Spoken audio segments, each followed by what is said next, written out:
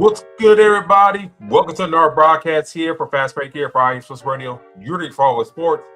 D-Locke, we got Game 7 all over the Eastern Conference. We're going to break down all those games that happened this past weekend, including the live one we got going on right now between the Cavs and the Raptors. But D-Locke, how you feeling after your Orlando Magic played earlier today, this afternoon? Could have been, didn't like those results, obviously, but I think there's a lot that we're going to have to do. This offseason is going to be very interesting to see who we bring back and also to see who we replace. But all in all, I think we should have closed the Game 6. We went to Game 7 in Detroit. Made it pretty tough, so we'll see how things shake out during the offseason. Yeah, it's been a rough couple of games for your Orlando Magic, but we'll just dive and discuss all that on tonight's show. Plus, can the Lakers squeak out a win against OKC in the second round? Be tall task for them. And what can Minnesota do against San Antonio next time without Ant Edwards and Dante DiVincenzo? Lots to talk about, lots to break down through here tonight. Will the Knicks beat down the Hawks as well in an embarrassing fashion? So we'll dive into everything tonight. But this is Fast Break here, live for IE Sports Radio. You're the Rick for all sports. And we'll catch you on the other side after these messages.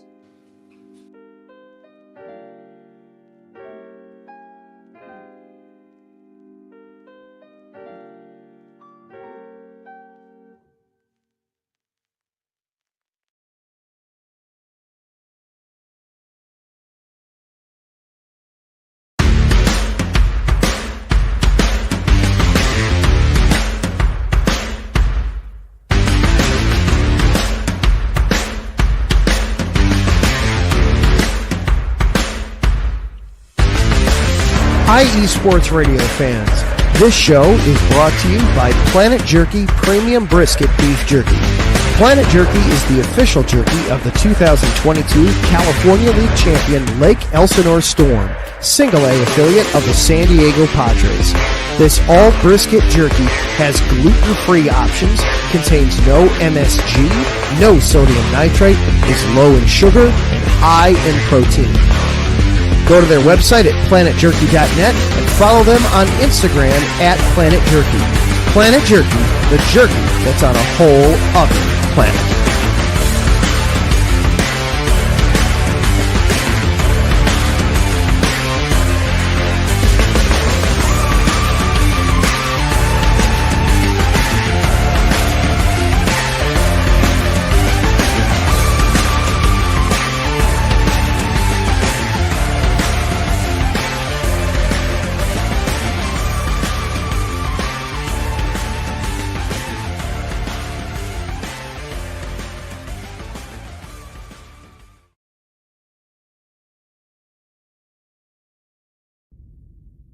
Rise and shine. It's 4 a.m. The stars are still out. The sun is beneath the horizon, but it's time to punch in and go to work. The comfort of your warm-ups turns into the grinding out of your reps as the clinking and the clinking of the plates create a symphony of euphoria. There's no other feeling like it. Earn it, burn it, and take what's yours. IE Sports Radio has proudly partnered with Vital Apparel, a brand that not only fits great, but also promotes and donates to mental health research. Use our code IESR to get 15% off their comfortable and inspiring gym wear and help them on their amazing journey to support mental health. Go hard, take part in your iron therapy, and be strong. Because when your mental health is as strong as you are, there's no telling how far you'll go.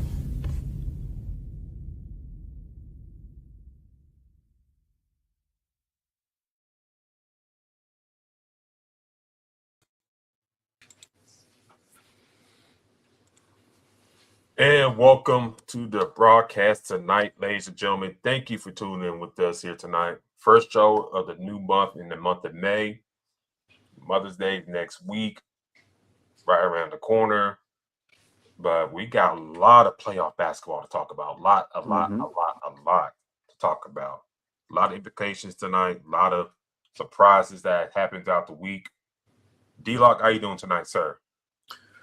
I'm doing pretty well. It was a tough game. The Pistons were on. definitely was on big time this game. And they was clicking on both offense and defense. Cade Cunningham showed, why he is who he is. But it was a very good, they tried to come back and close at the end. But, I think a lot of things that we should have done in game 6 that prevented this. And yeah, we're going to dive into that game here in a second. But right now, we got the Cavs versus the Raptors, game 7 in the Eastern Conference. Live right now, going on NBC as we speak, with the Raptors, I think, up by 2 or 4 points. I caught the glimpse of the score before we went to commercial. D-Locke, this is kind of like the series that kind of like, let me kick these off. See that glare. It was kind of, put to the side in a sense by a lot of folks. Because it's not like, Toronto has no, you knew the guys like Ingram, Quickly, Barrett, and whatnot. But, on the other side of things, Cleveland, you got James Harden, Donovan Mitchell, the Twin Towers down low, and Mobley and Jared Allen. But it's it won't hitting like some of these other series and stuff like that. Atlanta, New York, Philly, Boston, Detroit, and Orlando Magic. Now we're in game 7. Go back to game 6. It was a good back and forth game. The game went to overtime. Mobley hit that shot that, was the final shot to send that game to overtime.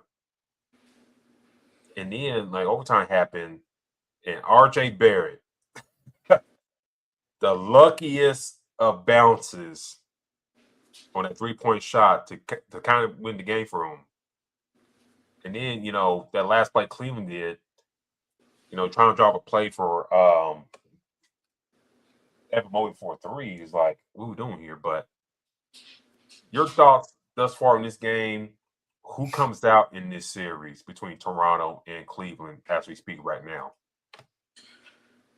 Well, I think the biggest thing for me, I'm looking at these stats, RJ Barrett's off to a little bit of slow start, but Scotty Barnes is getting to it right now, ASAP. Who's been playing extremely well for them is Murray Bowles. For Toronto, he's done a lot of good stuff with them coming off the bench.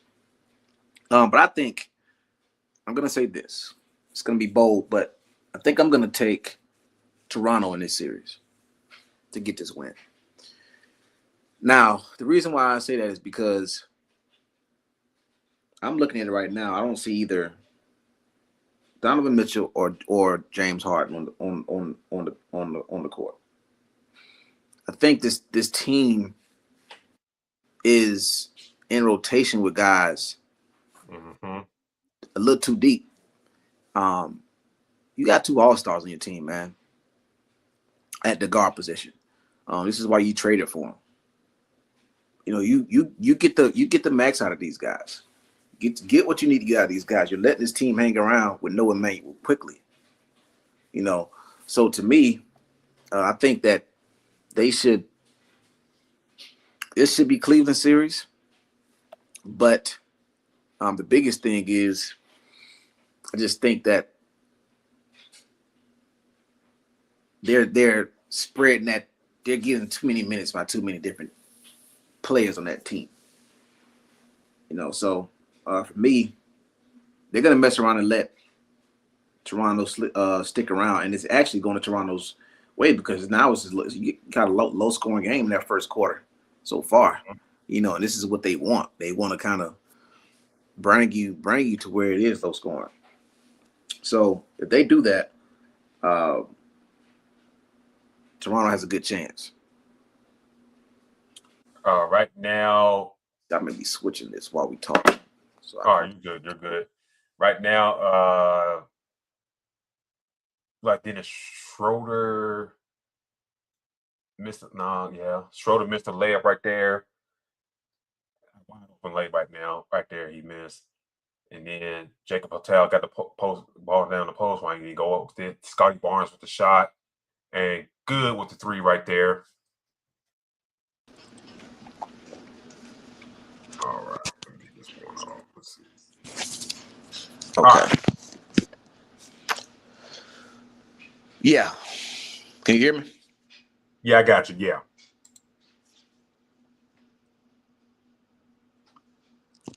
All right, we're good. We're good. I hear you.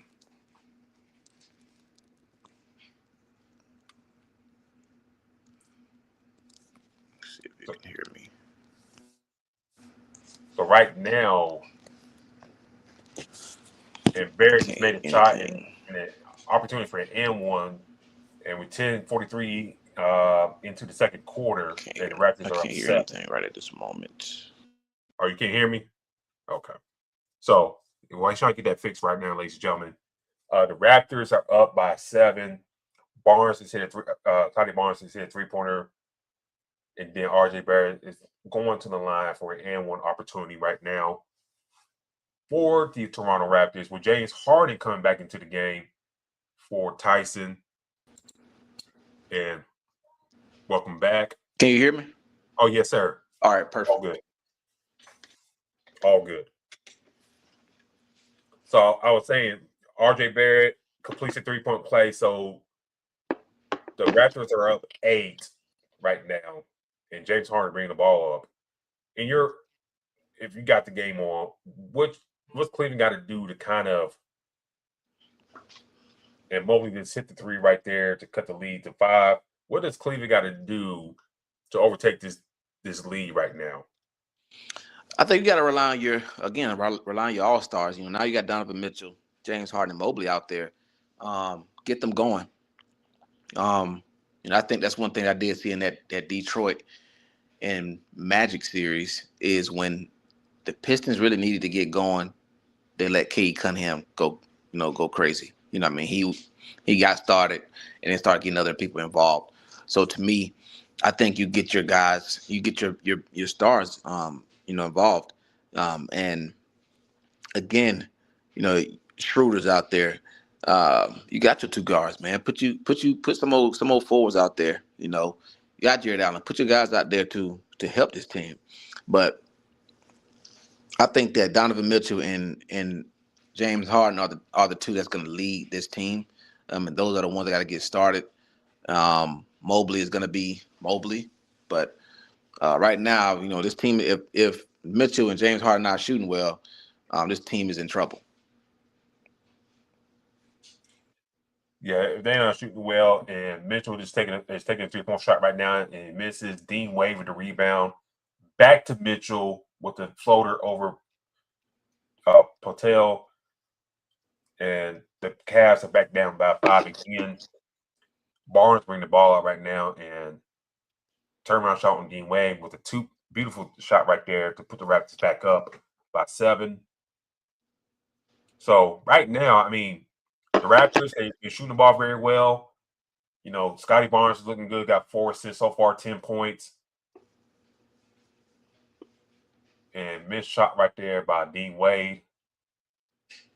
And Brandon Ingram not playing this game, so you got to take advantage of that. Exactly.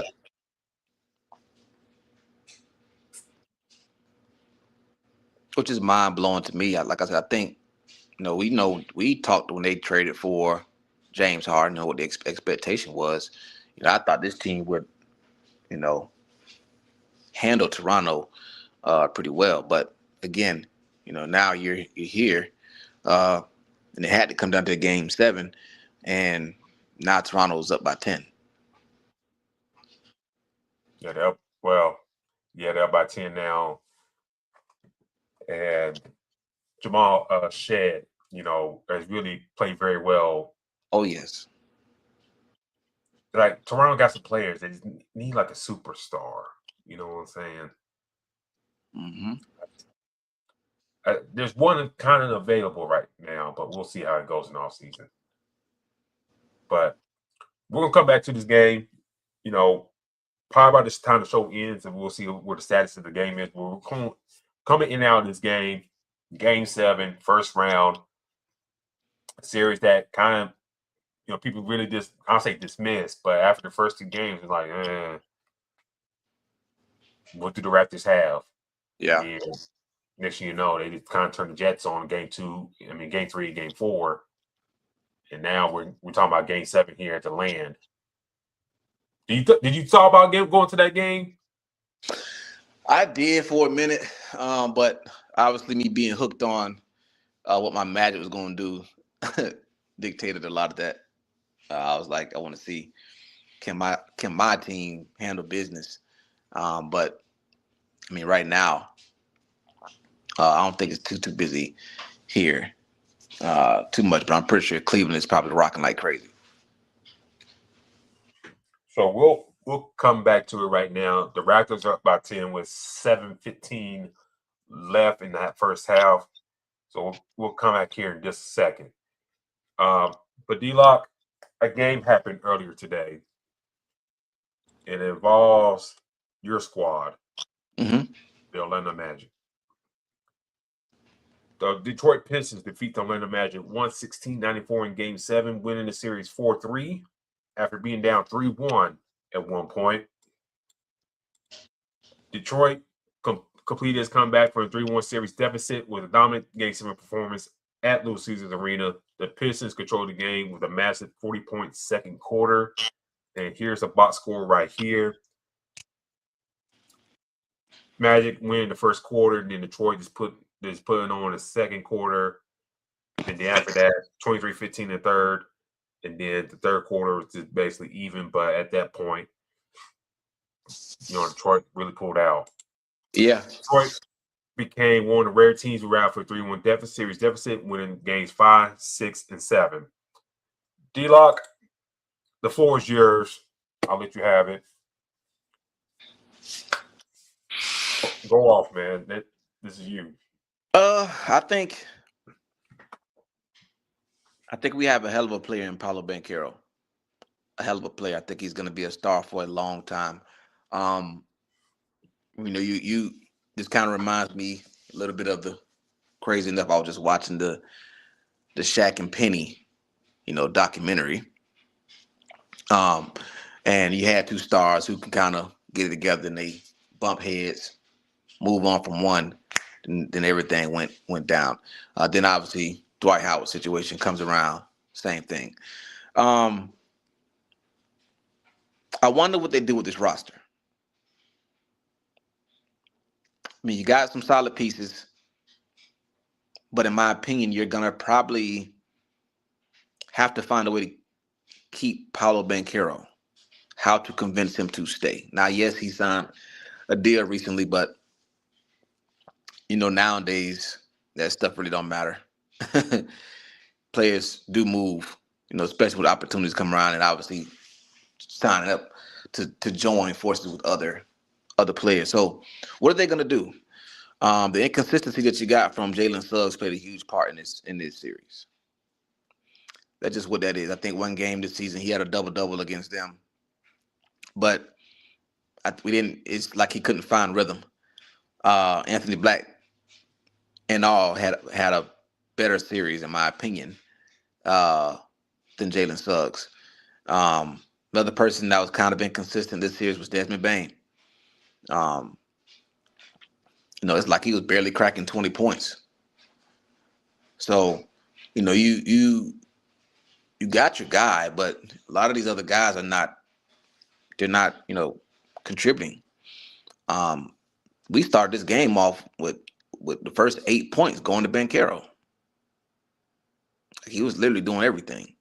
So, and then you got Franz Wagner, who's not available for the past few games. I think that played a role as well too. Now he's been gone for a good amount of time this season. So, I think Mobley is probably going to get let go. I'm sorry, not Mosley will probably get let go. Obviously, having a 3-1 lead, who cares if it was a number one team? You still had an opportunity. So to me, they possibly may move on from him. And now, I think the one that controls or has a huge power on this franchise is Juan Paolo Banchero. In my opinion, I think you do what's best interest of him to keep him around. I think maybe you move on from maybe a couple players, Another person I've been telling you this for the longest is Jonathan Isaac. I think it's time to also be ready to be moved on from him as well. So to me, this team needs to probably look at the big trade that's going to happen this offseason. Obviously we know Giannis is probably going to be moved. Do you want any parts of that? And if so, what are you willing to give up? So to me, I think Banchero had a hell of a series, but just wasn't enough. We've seen this multiple times. Multiple stars that say, well, dang, they did a lot, but just didn't have enough help. So, Jamal Cain started 24 minutes and gave you 5 points. You know what I mean? Jalen Suggs, 36 minutes, 6 points. That's just not going to cut it. So again, and it just wasn't just this game. You started out 3-1. You had the favorite. The last game was in Orlando. So to me, there will be some pieces possibly moved around. And got to get credit where it's due. Cade Cunningham played outstanding. I think he was playing MVP level this whole series. And the reason why I say is because he had to do so much. We didn't see too much from Jalen Duren. And that's the credit I give Wendell Carter, who played pretty solid defense on him. But because of that, you had to see Cade Cunningham literally do a hell of a lot more for this team. So, to me, like I said, big credit to where it's due. Now, like I said, we got to see. Tobias had a pretty solid series as well. He came out as being very consistent, a former Magic player. But all in all, obviously, them being the number one seed, I guess this was expected. But you being up 3-1, in my opinion, I think there's no reasoning to lose 3 straight games. There has to be somebody has to be they got to deal with it. There has to be some kind of blame for that and some type of way to resolve that. So the season was kind of up and down, but had some high expectations into the offseason, and we'll see what we do moving forward. Before we got on the air, and we'll see how things, shake out and stuff like that, and all the news and stuff like that, going on, all that jazz. I said to you before we got on the air that, like you just mentioned, there's shakeups got to happen with this squad. You kind of had the same roster for the past few years. You had the same roster for a few years. You kind of banking on these 2 6'10" forwards who could do a lot of things, and Franz Wagner and Paolo Banchero to do a lot. And when they be on the court together, hey, it's been great to see. It's been beautiful to see. But I think at times, I think you admit this as well, it don't happen much. Mm-hmm. Franz only played like 35, 36 games this year, if I remember correctly. The only reason I knew this, I know this, but I knew this because I had my fantasy team, on fantasy basketball this year. Mm-hmm. And then every time I look up, it's like, damn, they put this date here. Okay. I come at the next week, check. Okay, another week. I'm like, damn, dog. What are we doing here? Mm-hmm. And to the point, it's like, damn, I kick myself not doing it. I should have dropped this fool from my roster. Like, hey, man, if you ain't gonna be healthy, you ain't helping me out. And I think if you're the Magic, I think this is where you at this point. Mm-hmm. And what we discussed before we got on the show, ladies and gentlemen. And I think the big name hunting this offseason is going to be Giannis Antetokounmpo. if you're on that no Magic, and I think whatever happens with Jamal Mosley, I think that's the first thing that's going to happen. What happens with him, who you hire. After that, hey, man.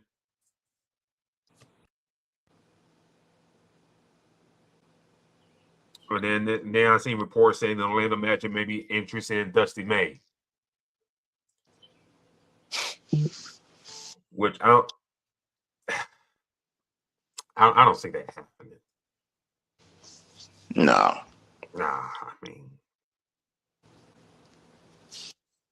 I don't see that happening. Like to go from college like that and having the success he did and being in Michigan, I don't see that happening. Nah. But anyways, that's another subject for another day. But figure out what you do head coaching wise. Me personally, okay, Mike Malone, he's in North Carolina. He's in Chapel Hill. Taylor Jenkins in Milwaukee. Even though if I'm starting to question Milwaukee because that dude's about to go coach community college basketball. Nothing wrong with that. But I'm just saying, community college, that's a very far drop from the NBA. I mean, from the NBA to community college. Like he can probably find a good high school basketball job in the new community college. Just saying. But anyways, and who else is out there? Billy Donovan, gone from the Bulls. We don't know what's going to happen to Tiago Spiller. I'll come around to Portland here in a second. But if you get the head coaching part right, maybe we'll see if things go. But they got to go big game hunting. Because these other teams in the East, they seem pretty well-rounded for the most part. But you've been saying this for years, and we've been doing shit up for years. The Orlando Magic got to do something. And last year they did that with Desmond Bane. Great move. I think they got to do it again this offseason. I think Giannis should be in play. Now, would he want to come to Orlando? I don't know. But to come in to play with Paolo Banchero, Desmond Bane, no state tax in Florida, you got to deal with the shenanigans with Ron DeSantis, all that stuff being around there. But anyways, you can't hate on a situation like that. And we just got discussed before the show. The Wagner brothers, Jonathan Isaac, and pick between either Anthony Black or Jalen Suggs. And the first round pick sent to Milwaukee, Giannis, either Miles Turner or Bobby Portis, and how you make the numbers work. That's just off the top of my head. Now you're looking at Wendell Carter down low, Giannis at the 4, Powell at the 3, Desmond Bane at the 2, Anthony Black at the 1. At some point you got to tell your young guys to step up. Jet Howard, Jace Richardson. Who else we can bring in after that? Now you're cooking. Now you're looking at a team like, okay, we can go toe-to-toe with Boston. Okay, we can go toe-to-toe with New York Knicks. Cleveland Cavaliers. Mm-hmm. Detroit Pistons. We got you. So, if I'm in your Orlando Magic, like I said, the head coach hiring got to be right, and you got to swing for the fences. But I also say this: we'll see what happens with the New York Knicks next round against the Sixers. Because if they get bounced by the Sixers in the second round, I think they'd be more prone to do something then or make something happen. If they win and get to the Eastern Conference Finals, I was like, okay. Okay, we're back in the Eastern Conference with the same roster. Mm-hmm. Do we have to make a change? Boston's down our way. We'll see what happens with Detroit in the second round, whoever they play after this game tonight. So, to circle back to Portland.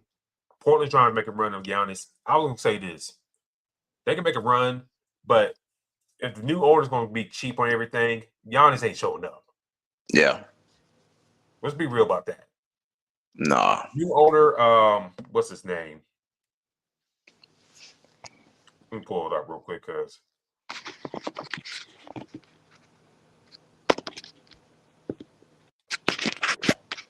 Dundon. If he's going to be cheap by everything, especially the head coach and stuff like that, and other little nuances around the facilities and all that stuff, and all that, Giannis ain't showing up. Mm-hmm. Yeah. I mean, I don't know what Giannis' feelings on Thiago Splitter, but put Thiago Splitter on the side. If you ain't going to bring a quality coach to Portland, regardless who you can try to get, that ain't going to work out. If you're trying to go big game hunting getting Giannis, and Giannis asks you, well, who's going to be the coach? Well, we really don't know, because nobody's really fighting because we're trying to pay $1 million a year. Well, that's not going to work here, dog. Yeah. So, if I'm your Orlando Magic, D-Locke, I'm selling and say, hey, what can we do for you? That's my thing. Who you want? Like Billy Donovan, for example? Just use that as an example. Who do you want as a coach? Sam Cassell, who I think he should be getting the jobs this cycle, in my opinion. Yeah. So I'm just saying, your Orlando Magic, and we both had them going to the Eastern Conference Finals off the strength of growth of Wagner, Banchero, and getting Desmond Bain. Yep. Nice guys. But damn it, it's like, damn. And then you play the season, then here we are right now. I think we had them high expectations because, like you said, you're making a move to go get Desmond Bain. You got Wagner. You got these guys. You got your three. We thought that they made the big move. We thought that Jalen Suggs. Now you got a nice little squad. Anthony Black, who we knew when he got drafted that he was going to be a hell of a pickup. So now that you have this team, they were looking very inconsistent this year. A lot of the times we were trying to figure out how good this team actually was going to be. Now they started out hot. You went and got your 3-1 lead, but then now you come back and you can't hold that. So that end season Orlando Magic team kind of showed up to where the players that we relied on to help Banchero were inconsistent. As good as Wendell Carter is playing a defense, we're not seeing him too much on the offensive side as much. So now you got to make some tough decisions, But to me, like I said, I think that new coach, as teams do, they say, hey, this coach isn't working.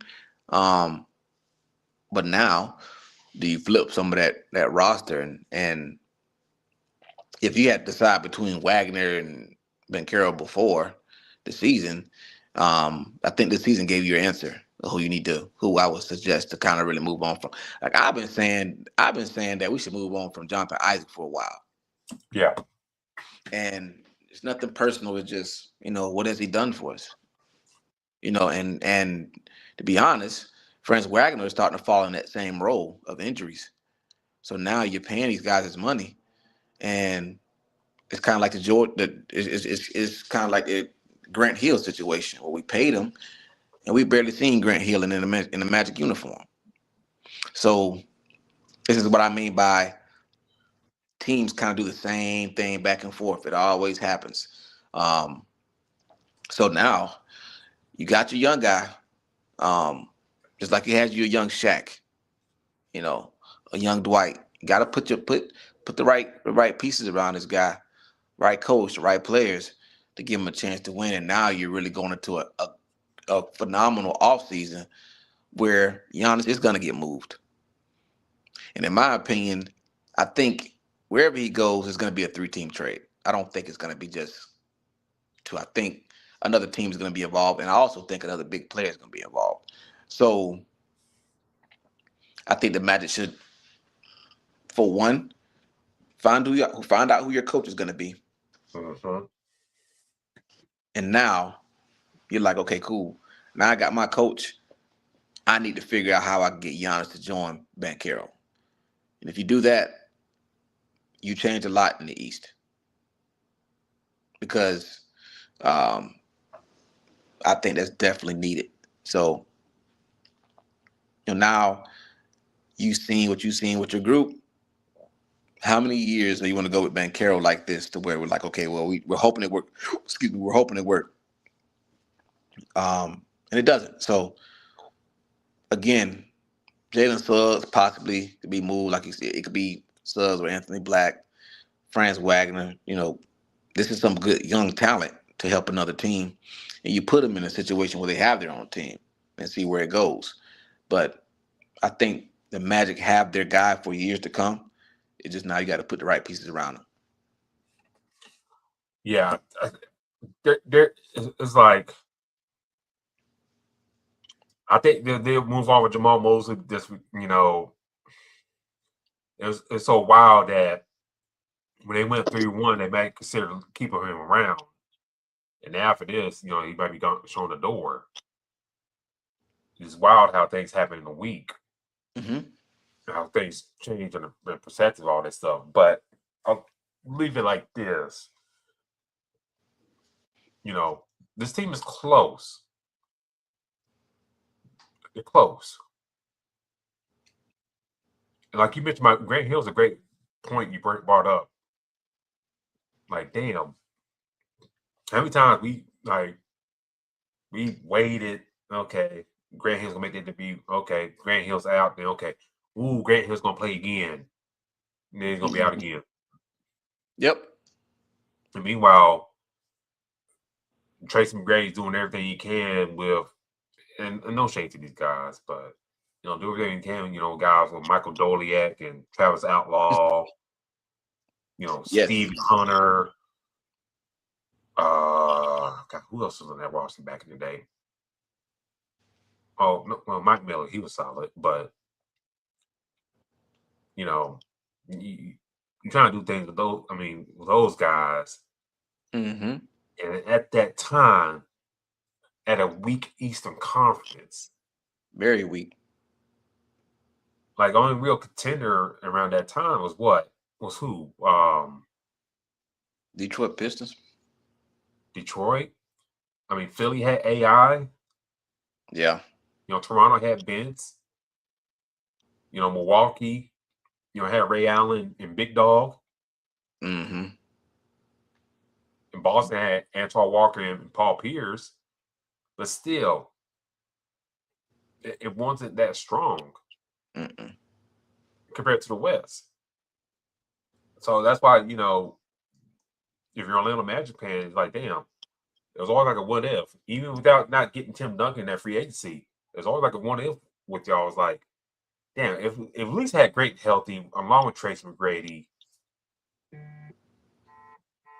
damn, we've done something. Right. Even if we went up against the Lakers around that time, could we maybe done something against them? Who knows? Even though Shaq probably dominated down low. But can we change something and then, who knows? Right here, I think this is right here. It's a critical point. Like, do we stay the course? Or do we change up things to kind of do something different? Drafting is cool. To develop you guys is cool. But if these guys not, like you mentioned, like producing, Mm-hmm. You know, we gotta find something else.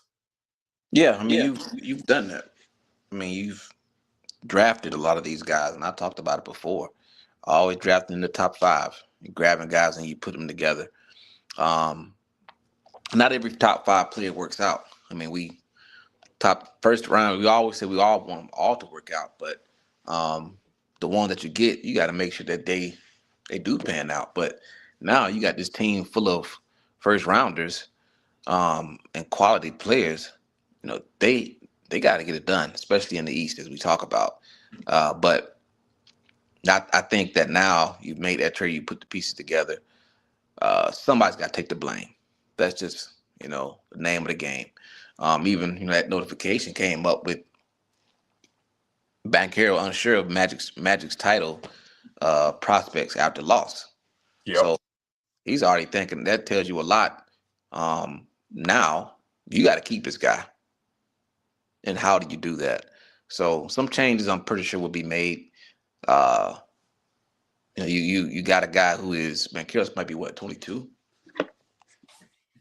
Nah, maybe 23, if that.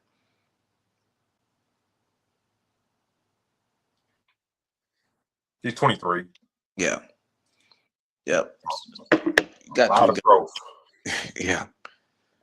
A lot of growth. You got a guy right now that you can build around. So do you bring in another leader and a little vet to go with him, or a few vets? Because again, I'm looking at it now, this whole, Magic and Penny Hardaway, good as that piece was, 2 young guys, had a couple good players around them, only lasted so long. And then once you lost one, the big Diesel, everything changed. So those type of guys, you want to try to find a way to not do the same exact thing, which I've been preaching for the longest. We get a good player, and what we do, we move on from them. Don't pay him, we move on. So hopefully we've learned from that this time around. You got you the guy. Let's go ahead and, he's already telling you how unsure he is about something. So I don't think he's alerting them that he wants to leave, but I do believe it's more so something of, hey, let's put a better team together. Because again, I'm pretty sure he looking at his numbers like, damn, I'm going 30 plus a game. I think it was game 5, he had 45. You got other guys that's under 20 points. That's not gonna cut it. So you definitely gonna have to get some pieces, and also gotta play better defense because Cade Cunningham was doing whatever the hell he wanted. Sure it was. So we're talking about. Go ahead. And then like Jalen Durham wasn't playing his best. Mm-hmm. And then that's the thing, damn, okay, this second best player wasn't playing their best. And it's almost so that people are sitting there pocket watching him. Say, damn, should Detroit really pay him the max?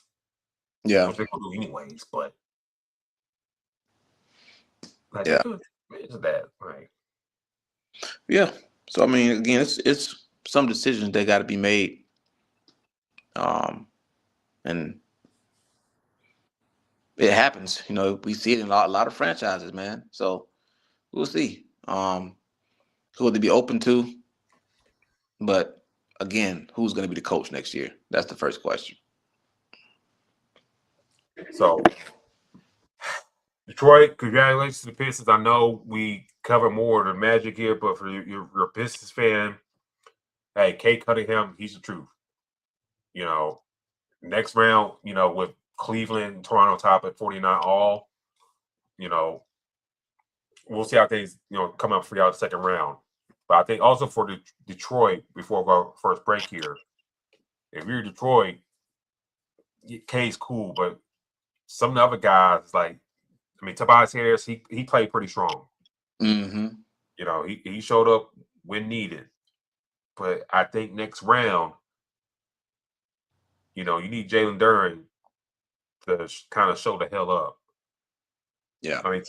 Today he, 15 rebounds, 15 points, and then, 1 steal. Cool. but it's got to be better. Tobias Harris is not going to have to, I mean, he might score 30 points again next round, but we'll see. But guys like Duncan Robinson got to shoot the ball better. You know, Asura Thompson got to shoot the ball better. I mean, he shot 4 for 5, but you get my point. You know, Jenkins played pretty well off the bench. You know, Isaiah Stewart only played like 7 minutes. You know, so but the other guys got to step up. You know, as well. And then, like I said, for your Orlando Magic, Paolo had 38 points, played well. But everybody else, Desmond Bain, 16 points, Wendell Carter, 13 points, only 5 rebounds for him. Then Suggs, Kane, 11 points together between the two of them. Anthony Black, 11 points for him. Javon Carter, 11 points. Everybody else. And then, I guess Jonathan Isaac was hurt. So, yeah, ship them all. I'll tell you. Ship them all. Yep. All right. So we're going to leave on this note. On the other side of things, we're going to go down for the rest of these series fast as we can. On the other side of things, we'll talk about the Sixers and the Celtics. Did Boston blow it? Plus, the Lakers beat the Houston Rockets. Can it squeak out and win against OKC in the second round? Tall task. But this is Fast Break here, live for Sports Radio. You'll read Follow Sports, and we'll catch you on the other side.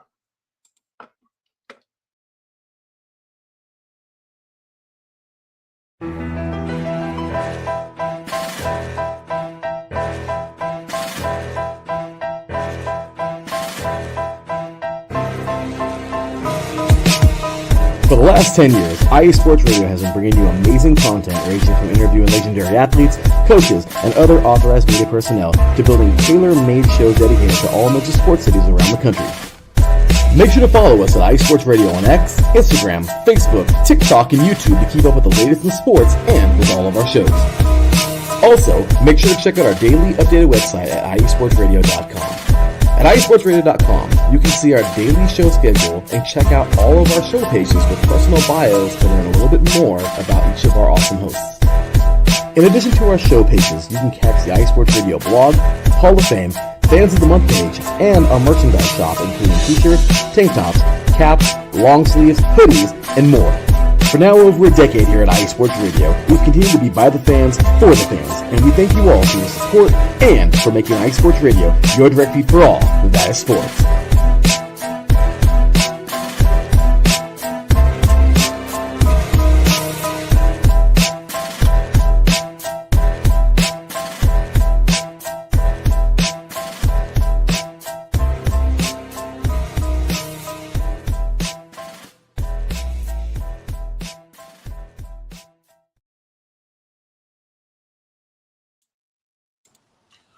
And welcome back to the show of the broadcast, ladies and gentlemen. Thank you for tuning in with us. Right now, the Raptors and Cavs are tied up. Can't hear it again. I I gotta get back in. Let's see. I can hear you. Can you hear me? Can't hear you, so I'm at the. All right. I was fixing that real quick. Right now, the Raptors, Cavs are up. They're tied 49 all here. I'm not here. It's not. James Harden, 10 points for him. 3 rebounds, 2 assists, 2 steals. So, Game 7, James. Let me ask you something before I do the IE Sports Radio plug. Mm-hmm. Does James Harden got to show out in the second half? Because he's playing decent, but we've seen James in these Game 7s. Does he got to do more in the second half, or this should be more of Donovan Mitchell and Mobley to carry the load? I'll say James Harden. I mean, I think he's the guy that can get these guys going. And I ain't saying scoring wise. I'm just saying rebounds and assists. Once he gets these guys going, I think it opens up a lot of things. You went and traded for this guy for a reason. So for me, I think that you have to go in there and show that, hey, I want to. He is that guy. So James Harden gets started. I think this Cavs team look like a different team. I think he got to show up a little bit more. Yeah. I'm not saying, if he takes over and get on fire, cool. But I was like, I hope we don't fade into the background. Then next, you look up and he's not producing anything. And we talk about James Harden disappearing once again, all that stuff. That's not going to be a great look for him or the Cavs. And then if the Cavs get bounced in this first round, a lot of questions going to come about. Is he going to stick around? What are you going to do with Donovan Mitchell? Right. There's rumors about that. So for me, I think James Harden should be stepping up in the second half. You got experience over Jamal Shead and those other guys. Step up to the plate if you're James Harden. All right. It'd be nice if the young guys take over Mobley and Mitchell. But hey, give me 10 more points in the second half. Give me 10. Give me at least about 7 more assists. Do some stuff for me. Get to the foul line. Set some stuff up easy for Mobley down low. Yeah. I need to see that James Harden in the second half against Toronto. If he does not, I'm not saying they won't lose the game, but it won't hit their odds, in my humble opinion. Yeah. Like I said, I think, if you get, again, I said, and my thing with the Cavs, what makes me question a lot is you have a guy like James Harden that's going to help you. Give him the minutes that I think that help. He gets in a rhythm and they take him off the court because they want to get Dennis Schroeder in, Max Strus, and all these other guys. Let James Harden be James Harden. Yes, we know he's going to turn the ball over from time to time, but until he gets going, I think it's best that you get him to continue moving how he's moving. But what you do is this guy's getting going and you take him out, bring somebody else in. I think that kind of plays with the rhythm of a player like that. So we'll see how things shape out in the second half for Cleveland and Toronto. If you're Toronto, you got Scotty Barnes playing well. Shed's been playing pretty well. Continue to attack the basket, get those big guys in foul trouble, and kind of go at James Harden and whatnot. Kind of go at those guys a little bit, all that stuff, and get something going on there. But before we go talk about the Celtics and 76ers, subscribe to the YouTube channel for Ice Sports Radio. Subscribe. Hit that bell notification every time we go live for this show every Sunday. Well, at 7, you get the notification. Sometimes YouTube could be janky, all that stuff. Make sure you subscribe and hit that bell notification. Shin Passion Shenanigans. The World Cup is fastly approaching this summer, and we got you covered there. So hopefully it'll be civil and nice come summertime. Because God knows, we'll see. Anyways, but I haven't said all that. Do check out Shin Passion Shenanigans. They'll go live every Friday. They'll be breaking the World Cup. They'll be previewing the World Cup. We're breaking that down this summer. So do check them out. Here with Jess and Mike. All right. And that's some chat real quick. Marcus, Los great in the chat. How you doing tonight, sir? Welcome in. And the trash ass Celtics. And that's where that's going here. The trash ass Celtics played well. Came up trash last night. The Sixers defeated the Boston Celtics 109-100 in Game 7. Completed another rare comeback from 3-1 series deficit against the Boston Celtics. Joel Embiid, 34 points, 12 rebounds, 6 assists. A dominant legacy defining Game 7 performance. And that fourth quarter, D-Locke, he was getting bumped, getting thrown to the ground, his knees getting buckled, all that stuff. But he pulled through. And at some point, I was sitting there watching my dad. It's like, man, they got to put Andre Drummond in there just to kind of be on the cautious side. But, I give Joel credit. He stayed tough. He stayed through it. I give him my props. With this injury history, you never know. But kudos to him staying tough in that matchup. Tyrese Maxey, 30 points, 11 rebounds, 7 assists, relentless in the scoring and playmaking, especially taking over in that second half. And I tweeted from our show's account. At some point, Maxey got to show up in that fourth quarter. He did. Yeah. And they desperately needed it, and he did. And that's what you want your young superstars to do. Those moments. I love that what Tyrese Maxey did that. It's like, okay, cool. Don't let Edge come do it. He's still a rookie. You got to do it. Shout out to him. So, D-Lock, your thoughts on Philly's win at Boston against the Celtics and come back and win it 4-3 in this series? I've been doing a lot of talking about how Joel Embiid is a big issue in Philly. But I think him actually coming in and playing the time he did, he played a big, big role in this team. I mean, this team is a very talented roster with what they have. And now you're getting a very good, decent Paul George who can come in and play pretty well when he can. Tyrese Maxey, the young guys. Tyrese Maxey and Edge Cone play well. And now you're bringing in MB who needs to shoot 75, 80% of himself, and he's an issue. So in my opinion, I think Philly is a talented team. I think this is probably one of the better talented rosters that MB has been a part of. Now, can they go get it done now? It did beat a Boston team that did go to the win the NBA Finals. Now, my question is with Boston is, why in the hell would you trade for Vucevic if you're not going to use him? That didn't make sense to me.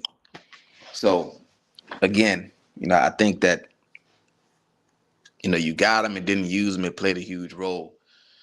And now you have to, you got to figure it out what they're going to do. So, I mean, they got the good pieces.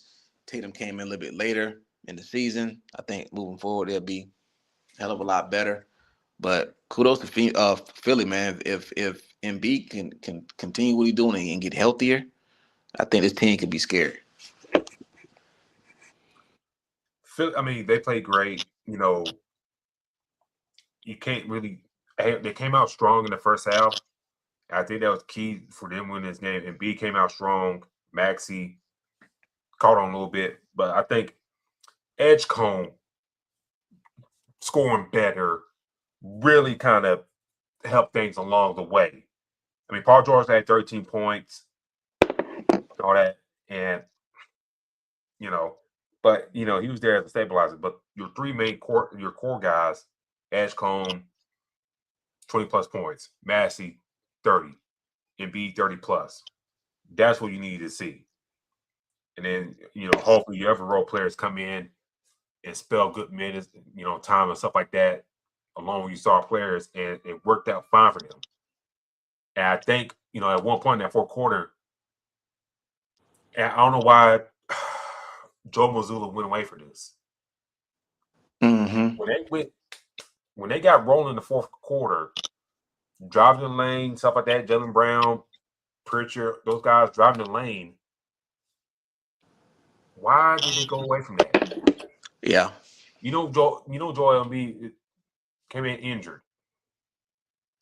Why go away from that? Driving the lane, getting fouls. Never getting N1s damn near within the first 3 minutes of that fourth quarter with ease. Never getting N1s. Brown, Derek White, never getting N1s. Yeah.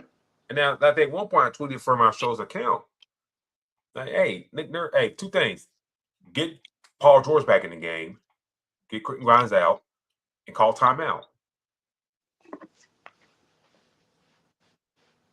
And if you're a 76ers fan, you were just kind of holding your breath the whole fourth quarter because damn, they were getting and ones with ease, and you just kind of just sitting tight in your chair, just kind of damn, they're gonna cheat us in Boston once again. And credit due, Embiid played strong. Maxey came through,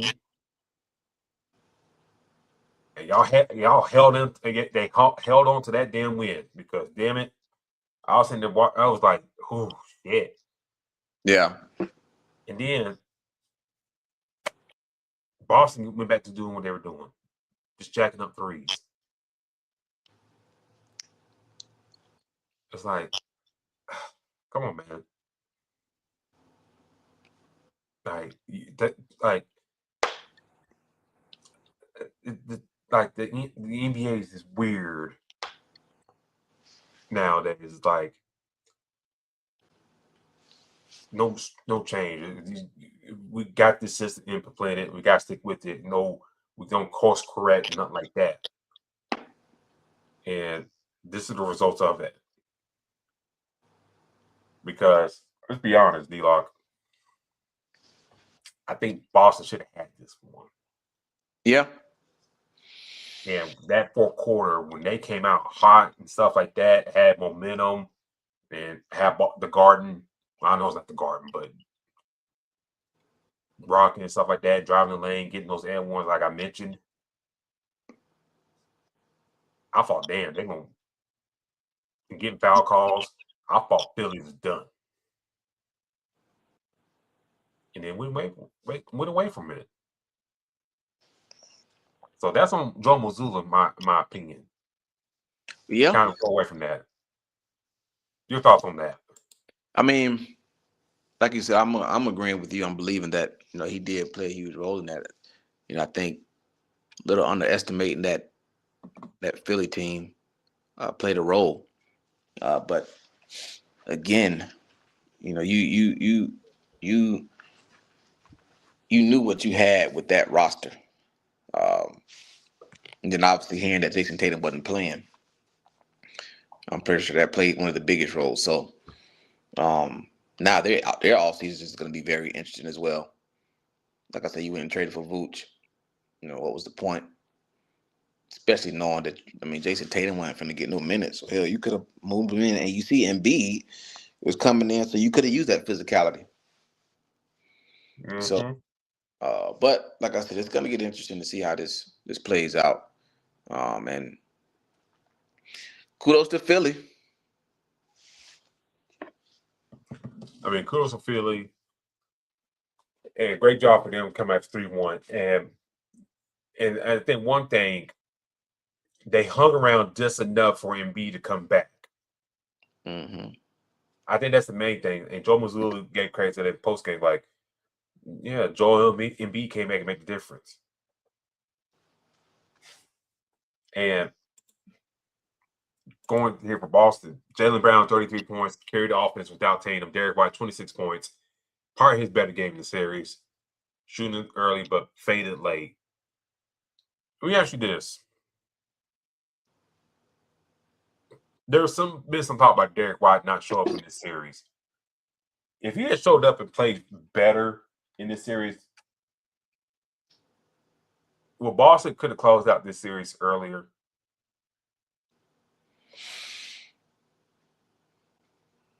Because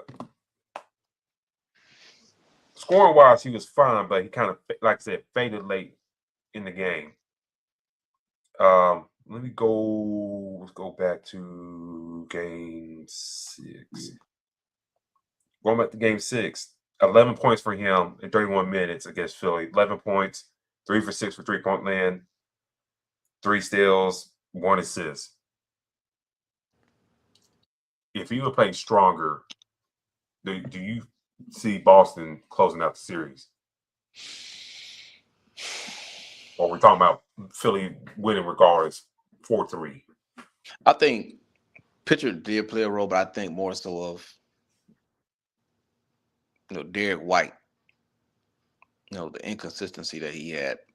If he would have played a hell of a lot better, it would have played a bigger role. But I think they're going against a young, talented group of guards as well, in Edgecombe and Maxey. So I think that this at this point it was meant. And I think another piece that probably played good on the defensive side was Kelly Oubre. Even though he wasn't doing a lot on the offense, but he did play a big role on the defensive side. So to be honest, I just think that Philly was the better team, and once you got Embiid going too, oh yeah, it started to get really interesting there. He started getting the groove, and now you got an MVP player, doing something, and you got another MVP caliber player in Tyrese Maxey. I think this team was, actually ready to play pretty solid. I think if he played stronger, I think Boston would have won this series earlier. And that's the case. You talk about Jason Tatum, maybe not possibly getting injured. And now he's going to be, now he got a lot of time to recover. But I was thinking, you depend on these guys scoring stuff like that and live out by 3. And if they're not hitting, what we doing next? Like you mentioned about Vooch. Ain't no way in the world that he got no burn. Like he should have played. Yeah. And for some reason, Joe Mazzulla I like Luke Garza, like Ron Harper Jr., fine players, but in a game 7 against a chief rival, and mind you, this rival finally beat you in a series since 1982. 1982. Sitting watching the game, my dad said, "Damn, 82, I was stationed in Panama Canal." That's a long time ago. And, not playing Vooch,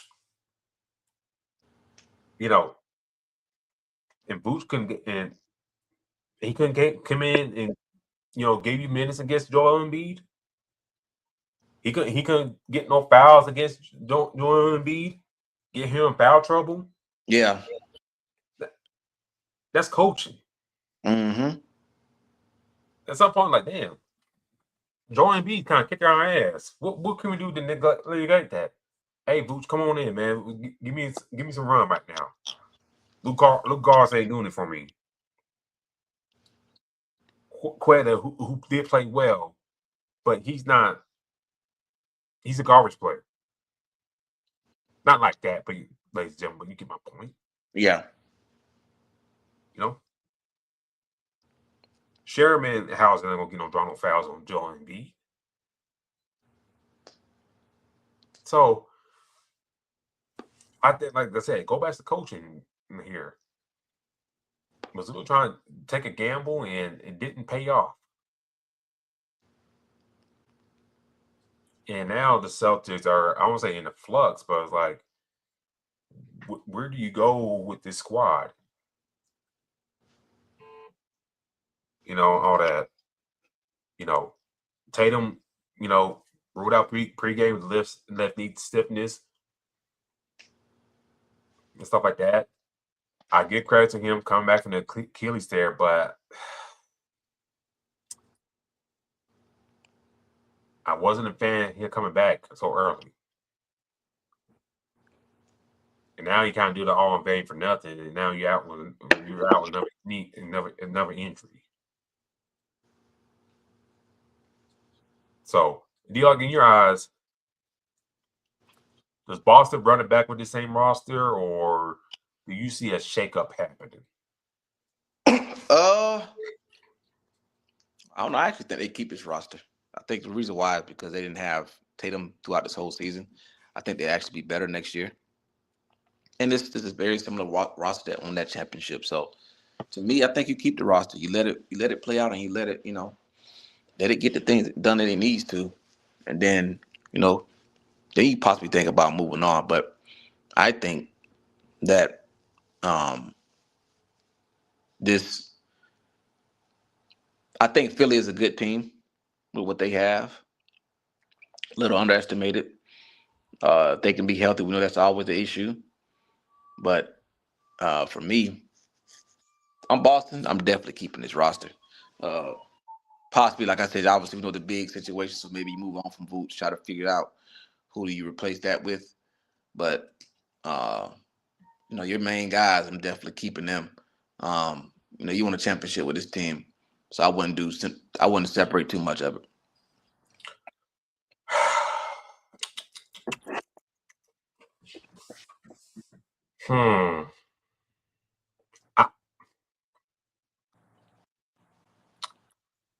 It's hard to say what they would do. Mm-hmm. I've seen some people mock, trading Jaylen Brown away for Giannis. But I was like, he could do that, but it's like,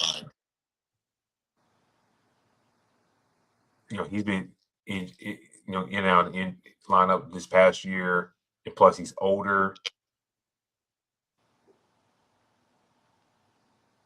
Stuff like that. So I don't know. But they got to figure out something at the guard position. Because Derek White, fine role player, but they paying him at a high price. And I think he's like 31 or something like that. Yeah. So do you keep him around for another year and just chalk this series like a bad series? Or do you try to sell high and do something else with him? So, like, this conference is going to be very interesting how things shake out. Right now, we're looking at Toronto versus Cleveland, with Toronto down by 8 in the third quarter. If Cleveland loses this game, what's going to happen with this squad? James Harden could be gone. Mitchell could be gone if you don't sign that extension. Whatnot. Toronto, if they lose this series, what happens to some of their guys? Ingram, quickly, what happens to those guys? But you're Boston, we'll wrap this up here. If you run it back, we'll see how things go. You got Vooch to start the season. I said, figure out the guard situation, because guys like Senator and Hauser are nice during the A2 game season, but playoff setting like this, you ask a lot out of those dudes. Jordan Wash, same thing.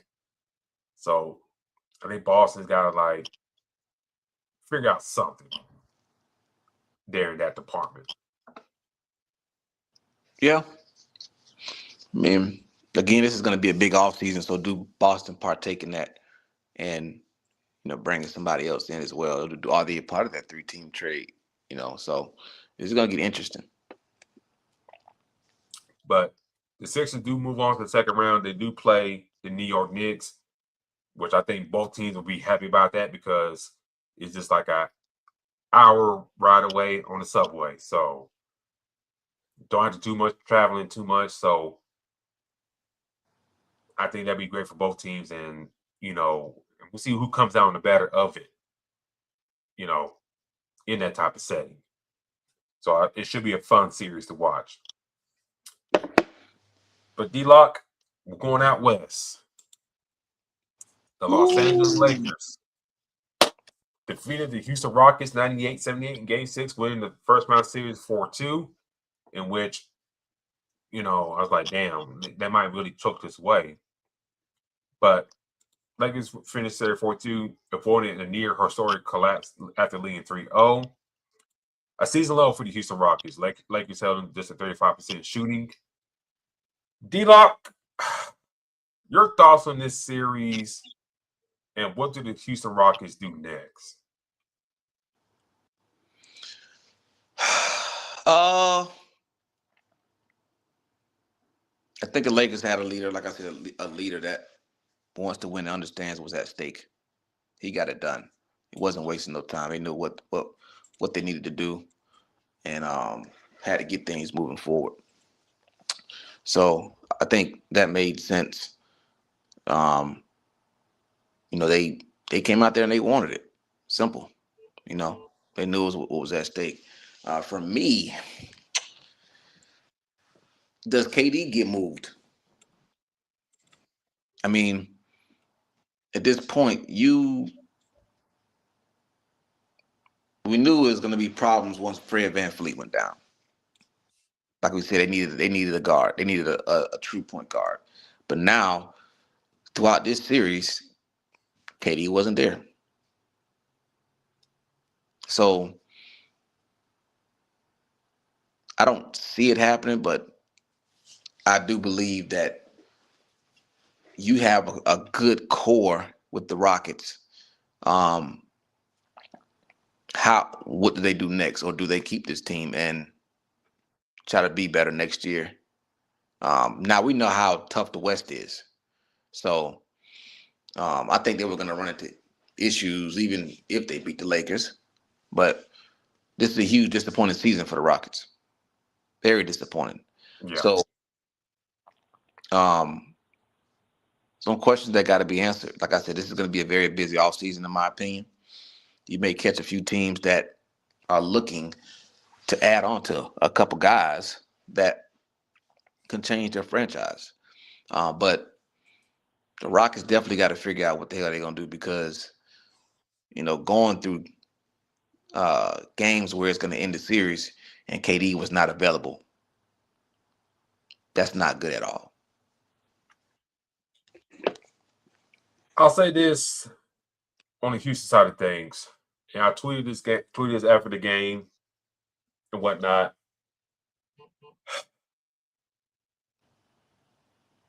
Get Kevin Durant healthy. Get Fred VanVleet healthy. Get Steven Adams healthy.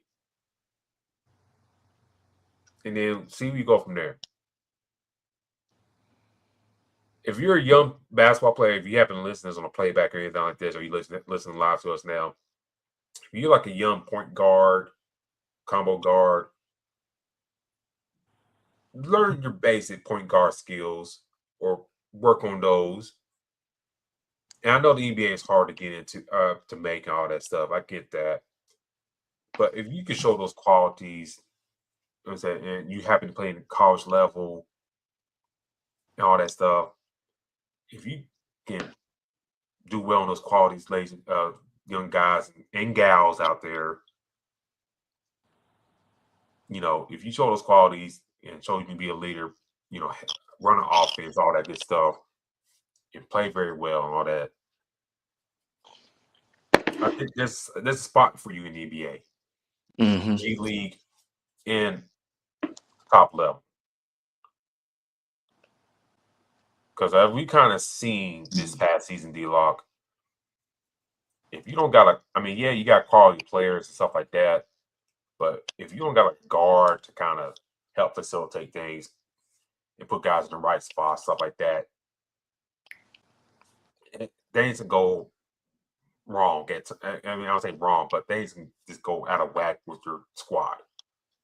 Phoenix played into this issue, and the Rockets played into this issue as well. Dallas, they played into this issue as well. Not having Kyrie. Milwaukee this season played into that issue, not having a guard, a point guard like this.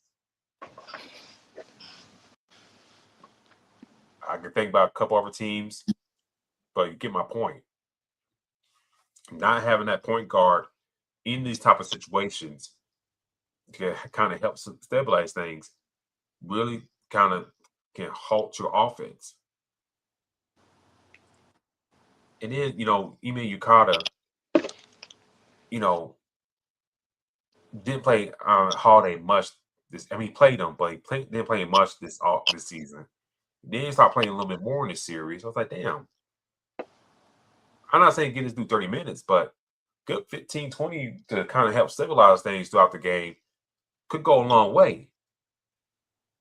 And when you start doing that, things turn out better for the guy. You knocking down everybody down, Peg. You're not having Amin Thompson bringing the ball up, thinking he can handle the ball. I mean, he can handle the ball okay. If you put him out, in the rec center, yeah, he can handle the ball better than most guys. But in this setting, you can't have him handle the ball for 35 minutes a game. That's not his game. Right. That is not his game. He's a two-way guy. He's work on the jump shooting, but he's a defender, two-way player, run up and down the court, fast break. Now you kind of slowing his game down, making him handle the ball. Sengun, same thing. Yeah, he can handle the ball, but you don't want him bringing the ball up from point A to point B all the way down. That's not his game. And you tire him out like that. So that's bad roster construction for the Rockets GM, and kind of bad coach from Ime Yukata. And what you should have told the GM, hey man, I need somebody else here. We're not playing Clint Capel. Can we sell him off for somebody?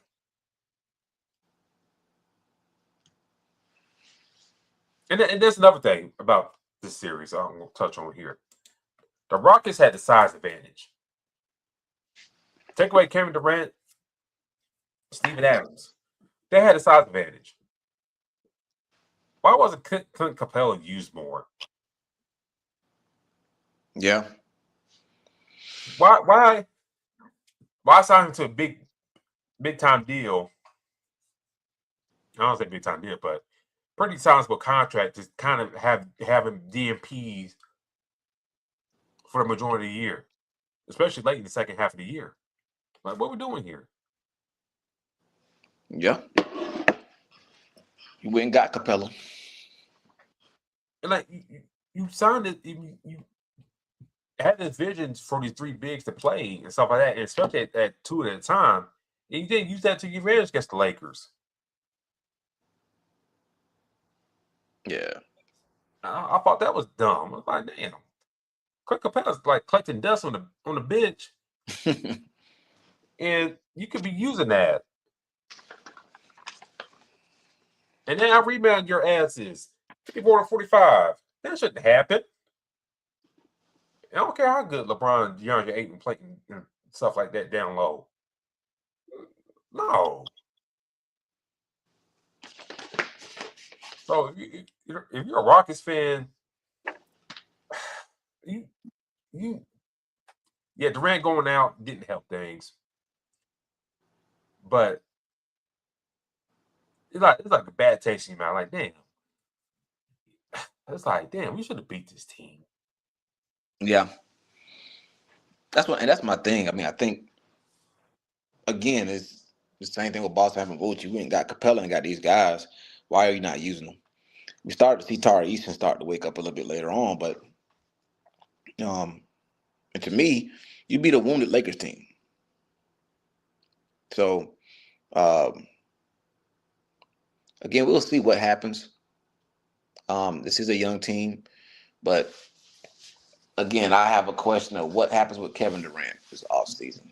How are they going to play that? Excuse me. Are they going to keep him or bring in more people? Are they going to make some more trades? What are they going to do? Because clearly what they wanted didn't work out.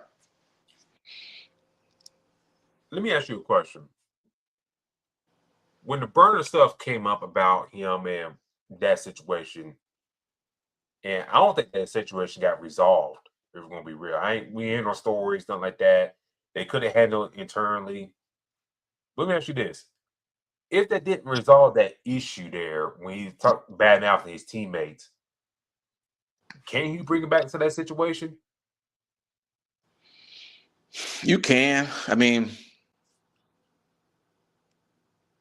I don't know. You possibly could, but it's just they needed him in a lot of closeout games, and he wasn't there. How do you get over that? This bone bruise has to be really bad. Mm-hmm. So we talk a lot about Embiid, or I do talk about, obviously them being healthy. Hell, Embiid showed up when they needed it to. We needed them to in this series. So it's interesting. But I think they'll still have to figure out him not being there, how that, like, you got closeout games, man. You not here. Like, it makes people think you're checked out.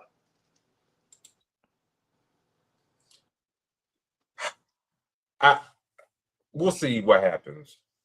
I don't think that issue got resolved. Like I said, if it did, it did. And if they put it behind them, they put it behind them. But usually, stuff like that, we would probably hear something about it, but we haven't heard something about it beating, making it, taken care of. Like, no, our buddy Tillman Fertitta didn't, squash it and come and like, hey man, we're a team here. All that stuff. We ain't hear no stories about that. So this made me wonder, like, did they get squashed?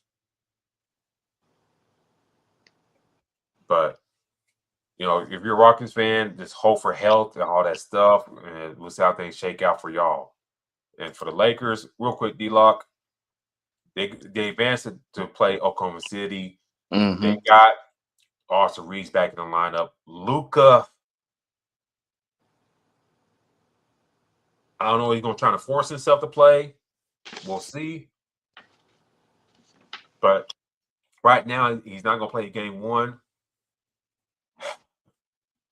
Can the Lakers squeak out a victory in this series? I say they get a few of them. They got LeBron. I think they do get a few. I think you have a guy, obviously, he's not the 2016, 2017 LeBron, but he is wise. He's smart. So I think they get a few. I think they definitely get more than one. It's just how long. What determines that is how long, Luka is out. If he can come back, I think obviously their odds gets a hell of a lot better.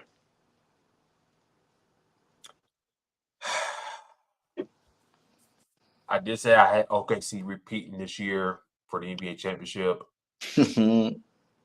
As y'all see, I got my shirt on, my polo with the Lakers logo on it. Even I can admit this on this camera right now. It could bite me in the ass. We'll see. But I think it is. I mean, we'll see what happens in the series. But I'll save myself in this. It'd be a 4-1. The OKC Thunder will win 4-1 in this series. I thought about sweep. I thought about giving them a 4-0 sweep. But I think one thing, the availability of Jalen Williams. He's kind of been in and out, like Franz Wagner. He's been in and out the lineup this past season. And then he got hurt again in that Phoenix series. So I don't know. I mean, I'm pretty sure he was trying to play game one. But I think that's something to monitor, and that can go a long way for the Thunder there. But I just think OKC's just got too much talent, too deep. And yeah, you got Austin Reeves back, but even we've seen the full lineup. Even with all those guys there, they got waxed that last 2 times they played OKC. Yeah. I'm like, they have to. I'm like, shit. I just look up like, damn. I'm like, wow. I'll go do something. Next thing you know, they're up by 30 points. Like, damn.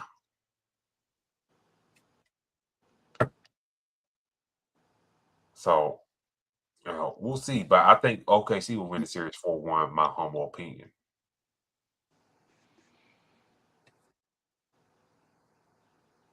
To stay out west, D-Lock, the Timberwolves will kind of think the surprise in the playoffs so far. They defeated the Denver Nuggets 110 to 98 in Game 6, winning the series 4-2 and advanced to the Western Conference Finals. Jaden McDaniels, 32 points, 10 rebounds, set the tone both ends. Real big out game for them. With Minnesota only playing 8 players because Ayo DiMaggio was out with the game, late game scratch.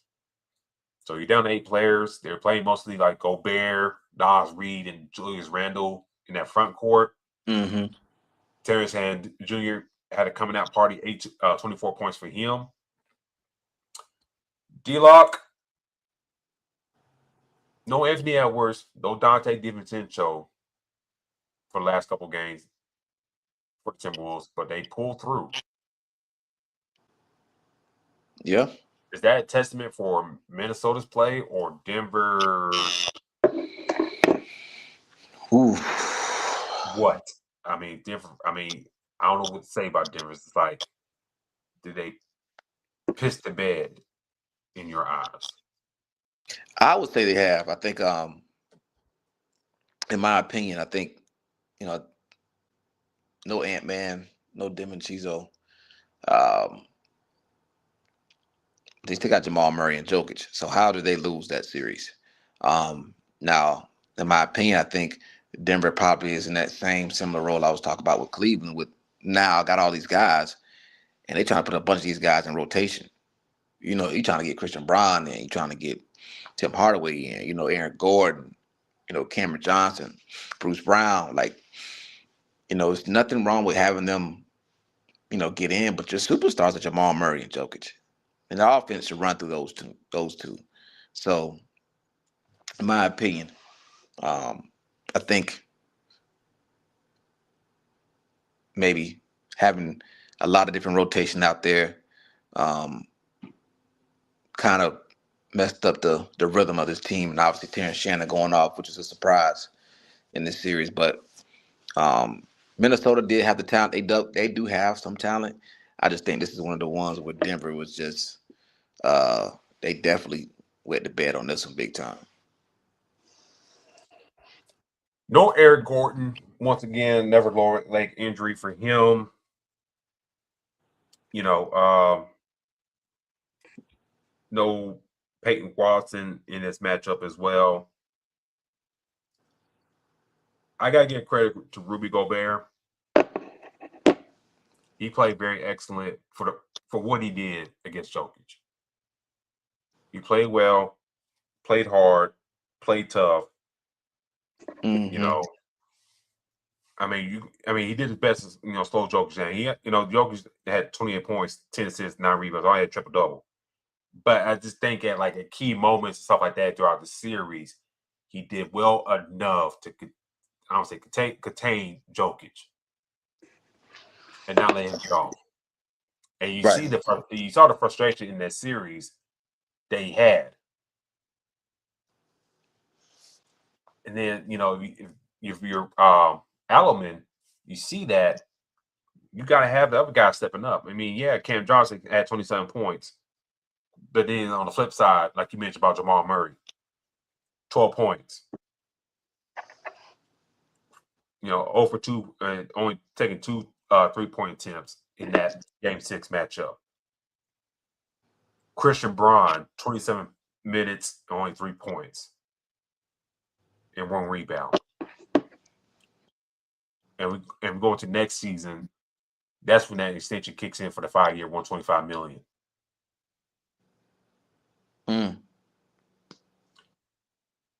They put Spencer Jones in the lineup. He's okay, but like I mentioned about the Boston series, about Hauser and Sherman. These guys are nice for 82 games, but in situations like this, can they show up? Mm-hmm. Hardaway, he was, did what he did, 13 points for him. Bruce Brown didn't do much. his baby mama want to come out to the world, so he's more worried about that right now, I guess. Tyus Jones, 12 points for him, 4 points. 12 minutes for him, 4 points. Valanciunas, who you convinced to not leave to go to Europe, who only plays like 3 minutes and only mustered up 2 points. So for this Denver roster, I'm looking at it. Some changes are going to be made. Ooh. I think I saw reports that Allen is going to stay for another year at least. But I think the first person that may be looking to ship off maybe Eric Gordon. Because these past 2 years hasn't been the best, health-wise, well for him. And if you're not available and to help out and stuff like that, that window's still there because you got Jokic there. Mm-hmm. But my other role players that aren't playing, I gotta do something. So if you're Denver, Eric Gordon may shake up there. Do you ship Gordon away and trying to keep Peyton Watson, or the Peyton Watson walk and find a new deal elsewhere? So a lot of questions for Denver going to obviously. Jokic said he said he's gonna be coming back, but I think some shakeups got to happen with Cleveland. Not Cleveland. Denver. Yeah, I agree. I think what happens is they went back, got Bruce Brown, tried to put back that team that won the championship. Mm-hmm. But losing somebody like KCP was a big deal as well. Yeah. But your 2 guys need to stay, and that is Jamal Murray and Jokic. To be honest, another person I probably wouldn't move off of either is Aaron Gordon. So keep those 3. And then possibly start to put some more other offense up on this team. They tried it with Tim Hardaway, Christian Braun. I don't think it really worked too much. I think both of those guys are six man of the year candidates. And go from there, man. I don't think that you, like I said, I don't think that you move on from. I don't think that you keep the same roster of those guys, especially in the West that we were talking about. Now, again, another team in the offseason, man. So what do these teams do? But I do think they move on some pieces, but I think 3 pieces are not going. That's Gordon, Jokic, and Jamal Murray. We'll see what Denver does. They're gonna be a real interesting team. We like what they did in the offseason. Getting Hardaway in there, bring back Bruce Brown, getting Cam Johnson in there and chopping out Michael Porter Jr. We were saying, like, damn, this team right here,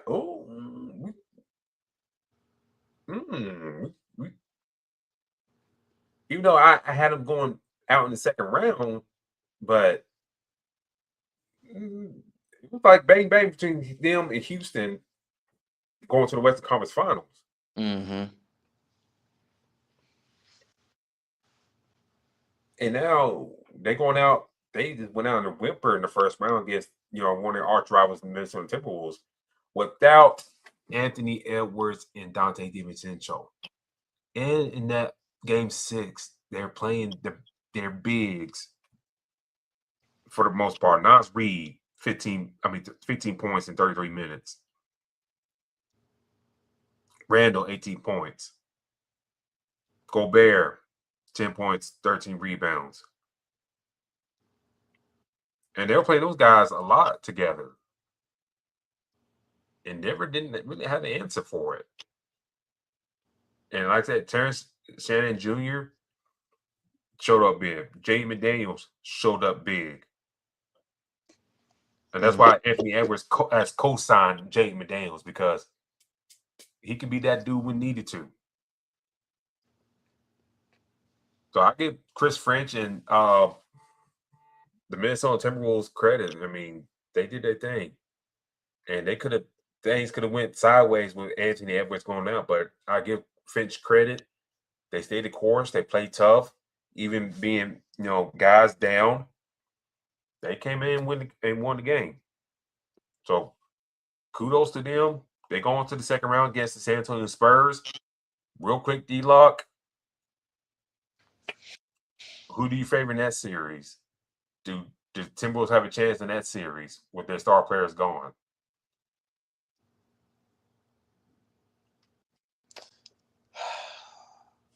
I think the Spurs are too powerful. I think this is a series that Victor doesn't go crazy. I think the bigs that Minnesota have are going to maintain Victor, but this is where De'Aaron Fox, Stephen Castle, Devin Vassell, these guys are going to have their way. 6 man of the year, Kendall Johnson, I think these guys are going to give them issues because they are a deep team. So we're going to see, but I give Minnesota 2 games. Do you think Anthony Edwards comes back in that series? I do, but I think maybe game 4, game 3. Usually it's not going to be at full strength at first. But even still, I think this team is just extremely loaded. And we might possibly see Spurs and the Thunder the next round. And lastly, before we're out there, D-Locke, what the hell, man? That's all I can say about that. I mean, the Knicks won the series, Age. I mean, they won the series. They did. But I got off work. I saw that score. I looked at it. I'm like,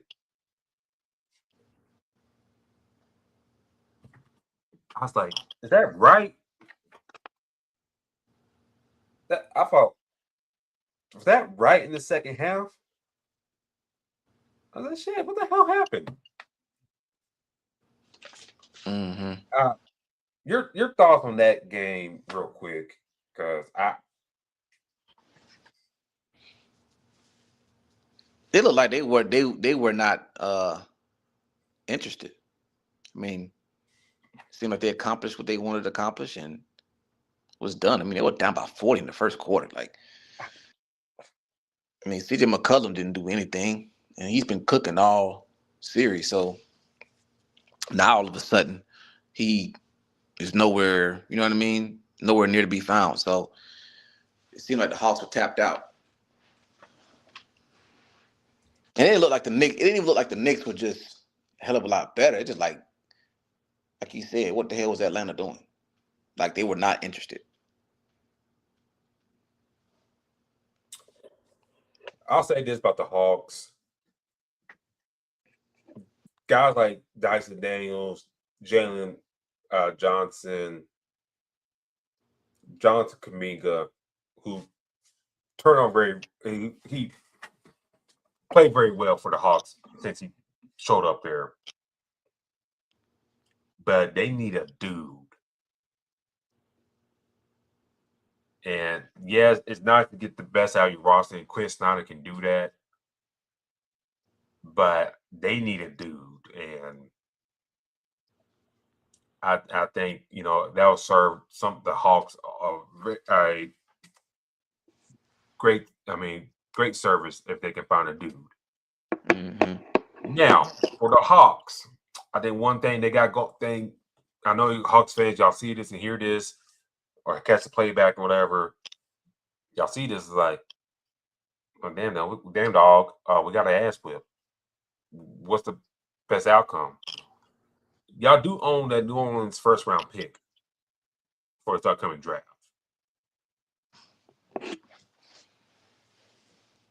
Now we'll see how the lottery shapes out later on this month.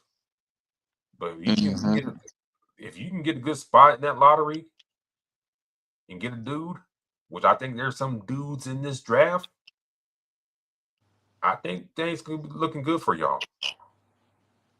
We'll see.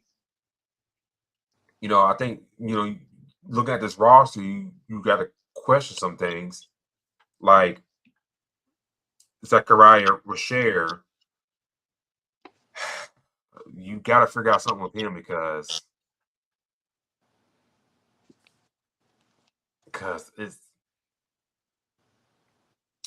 he's a young player, so I won't say give up on him yet, but you got to figure out a nice plan for him. Right. Gabe Benson, he's a solid role player. I think you keep him around. Buddy Hield, you can let him go. Newell, get him to Asa Newell, you got to get him developed and more time next year. So you got nice quality players. I think this is like one of those teams you look at as like, damn, if they had like a true superstar player, I think it would go a long way for them. And I think that's what the Atlanta Hawks roster is right now. Young. And for the Knicks, real quick, I mean, some people were questioning y'all when the Atlanta Hawks went up and stuff like that. But y'all, credit to them, they kind of turn on the Jets, kind of flip things on a favor for them, and then you won the series lopsidedly at the end. So credit to y'all. When I got back home, I did question why the hell Mike Brown had these guys in the second half. Put the role players in. Don't risk injury to Cat, Brunson, those guys. Let the role players play. Get to burn out on them and see maybe you can find something in that second round. Mm-hmm. And go from there. But credit to New York, they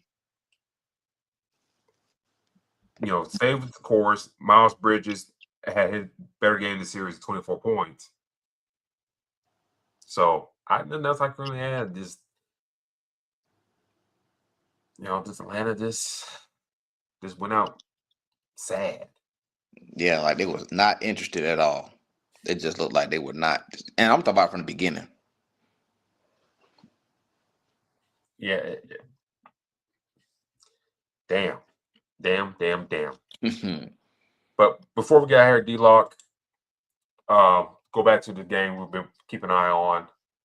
The Cleveland Cavaliers kind of just turned things up in the second half. They're up 94-74 with 9:18 left in the game.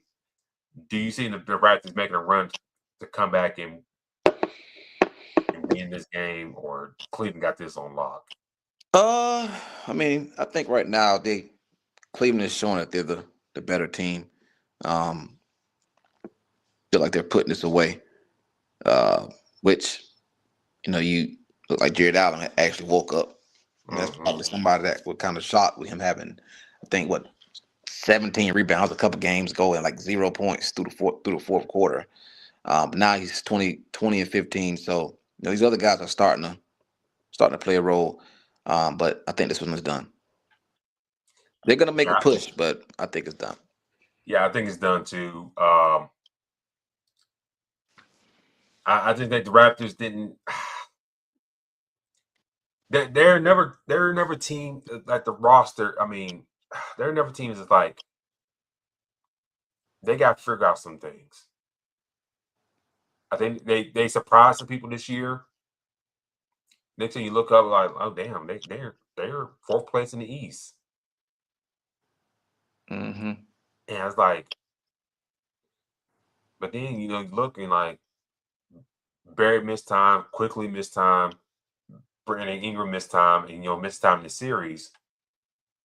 Jacob Patel got benched in that first couple games of the series. Is he going to be around next year? I like the coach, but I think this one of these teams is like, well, which way are we going here? Can you make some moves to kind of stay where you're at, or are you going to keep the status quo, but are you going to come down and everybody else is going to come up? Because like I said, your Orlando Magic, we'll see what happens. They're a better team than the AC, what we saw. Let's be real. The Hornets, they kind of coming along there. And then you got the other teams like Cleveland still there, Detroit still there, New York still there, Boston still there. Can you still stay here with those squads, or are you going to come back down here? And like I said, the Pacers, Allen Barron will be back next year, so we'll see how they'll look next year. So if you're a Raptors fan, yeah, RJ Barrett had a moment. Excuse me. But right now, your team's kind of in flux, and Yeah. we'll see how things shake out. I'll let you have the last word. I mean, right now, like I said, I think it was a heck of a season for my Orlando Magic. It could have been a hell of a lot better, higher expectations. But now I think they need to go and address a few things.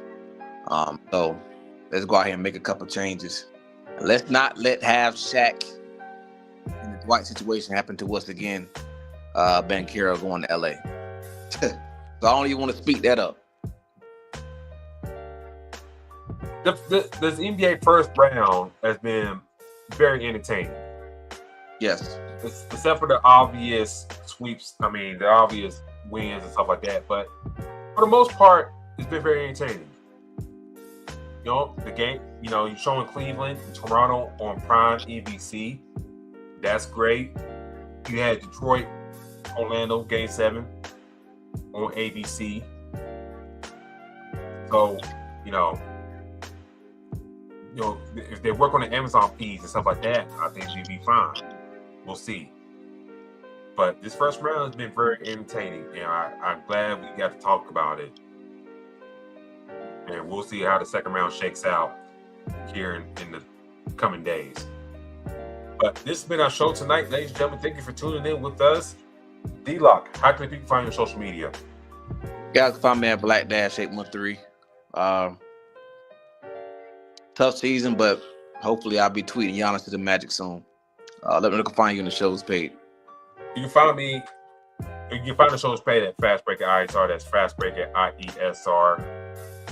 Seems like the Cleveland Cavaliers going to push it out and play the Detroit Pistons in the second round here. So that'll be a very interesting series to watch there. But find me on Twitter /X at Spawn4288. That's Spawn4288. Been doing some tweets and stuff like that. And also, do never show the thing I've never started the Crooks process. Do follow me on TikTok and Instagram and Facebook. I did review most of the Titans draft picks. I got to do the other ones. Did talk about Mike Vrabel, Diana Rossini as well. Why Mike Vrabel should be catching more heat than Rossini. So I did talk about that on TikTok and Instagram and all that good jazz. So do follow me on the Crooks process on those platforms. And next week, ladies and gentlemen, the second round be underway. We got Lakers Thunder Tuesday, excuse me. So we'll be a couple games deep in that. So a lot to talk about come next week. Until then, talk to you later. Peace.